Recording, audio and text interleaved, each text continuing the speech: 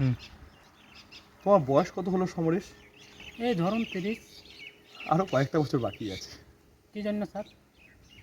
এই পৃথিবীটাকে আর একটু কাছ থেকে দেখো, শেখো, জানো, মানুষগুলোকে বোঝো। বুঝলে তো সমরেশ, এই পৃথিবী তারপর দেখবে এই মানুষের দেওয়া সম্মান বা অপমান, প্রশংসা বা নিন্দা কোনো কিছুতে কিছু যায় আসবে না। এই পৃথিবীটা বড়ই স্বার্থপর সমরেশ।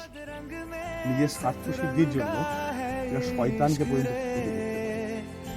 তাই এটা জরুরি নয় যে আজকে যে তোমাকে নিন্দা করছে সে কি, বা তোমার সামনে তোমার সুনাম করছে এ তোমার ভালো চায়।